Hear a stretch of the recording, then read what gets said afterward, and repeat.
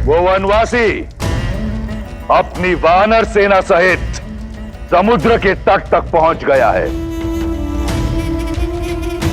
मैं अपना निर्णय लेने के लिए स्वतंत्र हूं, परंतु नीति शास्त्र कहता है कि मुझे मेरे मंत्रियों का परामर्श सुन लेना चाहिए।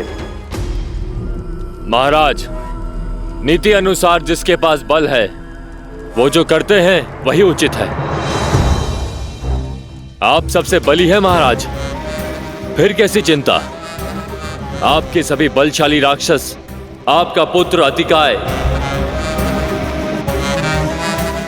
राक्षस अकंपना, धूम्ररक्ष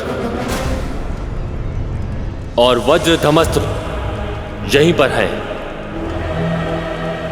संसार के सबसे महान राक्षसों के साथ आया हूं पिताश्री, तो फिर राम सागर पार कैसे करेगा? जल का देवता वरुण भी आपका दास है, आपसे द्रोह करने का साहस नहीं कर सकता। आप केवल आज्ञा दीजिए पिताश्री। आपके इस पुत्र ने इंद्र को परास्त करने में समय नहीं लगाया।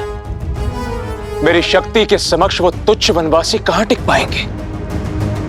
एक युवराज को आधारहीन बात करने से बचना चाहिए इंद्रजीत। और उन तुच्छ वनवासियों का शौर्य हम सब ने देखा है। ताड़का, सुबाहु, खरदूषण, विराट समेत 14,000 राक्षस, सबने अंत पाया। और वो महामायावी मरीच, वो तो श्री राम के भय से साधु बन बैठा था। चाचा श्री, यदि आप मेरे पिताश्री के अनुज नहीं होते तो इस दुस्साहस के पश्चात एक और शब्द बोलने के लिए जीवित ही नहीं रहते। इंद्रजीत, कायरों को भी अपना मत रखने का अधिकार है। विभीषण को अपनी बात पूरी करने दो। महाराज, श्री राम कोई साधारण मनुष्य नहीं, साक्षात नारायण। और माता सीता लक्ष्मी का अवतार। और इससे पहले कि नारायण के धनुष से काल छूटे, बचा लीजिए अपने आप को, इस लंका को और संपूर्ण राक्षस कुल को महाराज।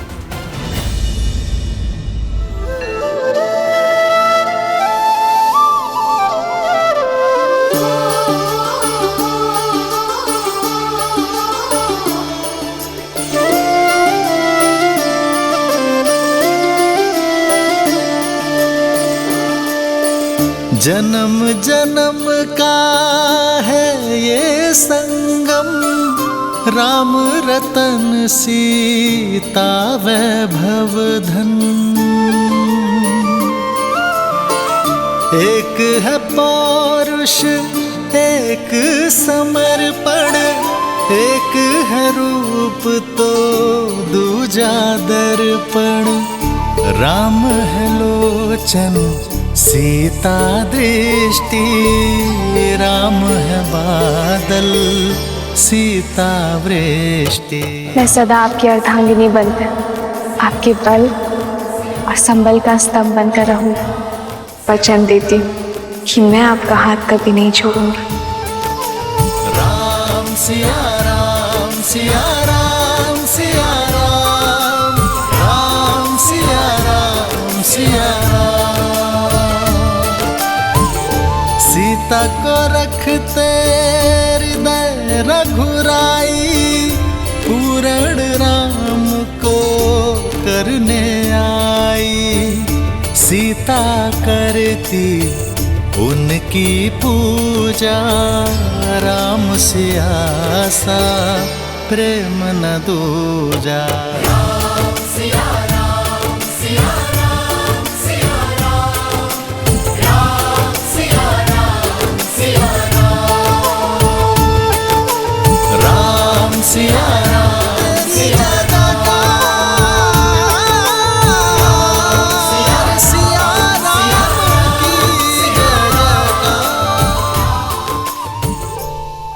आपके आगे हाथ जोड़ता हूं मैं, केवल एक बार केवल एक बार अपने इस भाई का सुझाव मान लीजिए।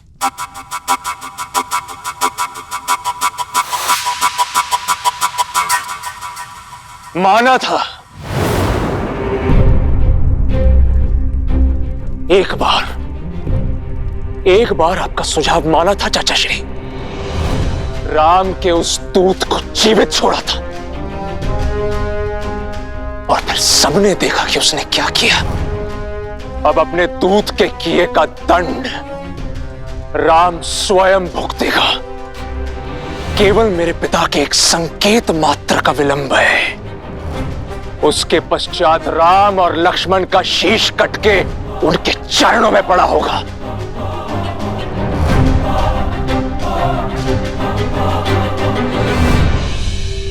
सर्वनाशे संयुक्त पाने अर्ध त्यजा तीसा पंडिता। जब पूर्ण विनाश सामने हो तो जितना हो सके बचने वाला ही सबसे बड़ा ज्ञानी होता है भैया। भैया, हनुमान के प्रहार को लंका की प्रजा ने देखा है, भुगता है। आगे इस विनाश को रोका जा सकता है भैया। क्यों आप चाहते हैं कि लंका के नन्हे बालक पिताहीन हो? आप महाराज हैं भैया। प्रजा के धन और प्राण की रक्षा करना आपका दायित्व है। अभी भी देर नहीं हुई। श्री राम में जितना बल है उतनी ही करुणा भी है। इससे पहले कि लंका ध्वस्त हो जाए आप श्री राम से क्षमा मांग लीजिए, क्योंकि केवल श्री राम ही एक आसरा है। कदाचित उचित कहा तुमने।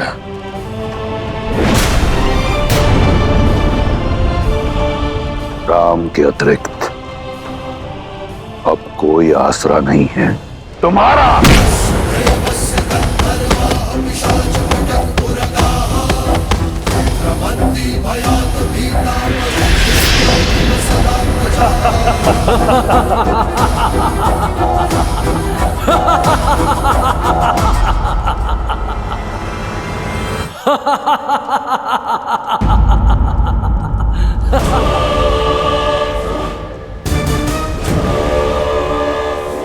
तुम इसी योग्य हो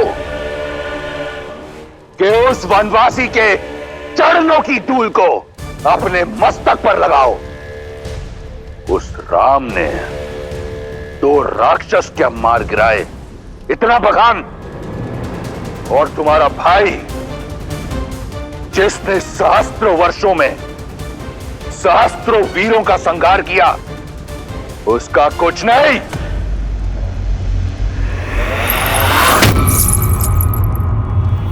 याद है मुझे कि तुम ही हो जिसने हनुमान को सीता का पता बताया और सीता ने हनुमान को हमारे बल के बारे में बताया। लंका के भेदी हो तुम। बचपन से मेरे विरुद्ध खड़े रहे, मैं शांत रहा। तुम निर्बल थे, कायर थे। मैंने कुछ नहीं कहा क्योंकि भाई थे तुम। मैं वो भाई हूं जो अपने भाइयों के लिए स्वयं ब्रह्मा से भिड़ गया। एक पिता की तरह पोषण करने वाले भाई को ये उपहार दिया है तुमने। लंका का अन्न खाकर लंका के विरुद्ध बोलने वाले लंका के भेदी के लिए लंका में कोई स्थान नहीं। तुम जैसे कायर का लंका में सांस लेना भी लंका के वातावरण को प्रदूषित कर देगा। तुम अपने जीने का अधिकार खो चुके हो विभीषण।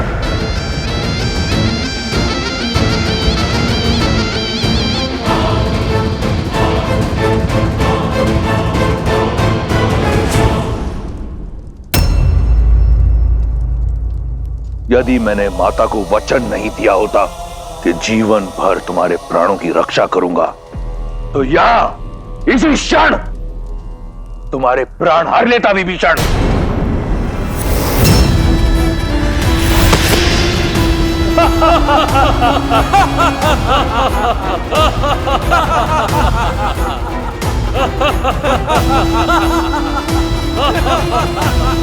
तुम्हारे जैसा भाई अपने आप में एक शाप है। चले जाओ मेरे राज्य से, मेरी लंका से, मेरे जीवन से। आज के पश्चात मुझे भैया मत कहना। जाओ। निष्कासन ही नहीं महाराज, मृत्यु दंड मिलना चाहिए इसे। मुख तो देखो, ग्लानि का भाव तक नहीं है। मुझे लगता है उस राम का गुप्तचर है ये। प्रजा की ढाल बनकर स्वयं का हित साध रहा है।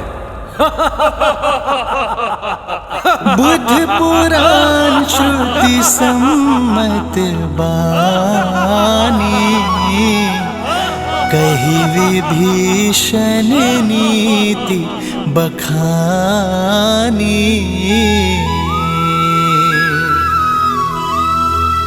सुनत दसानन उठार साई,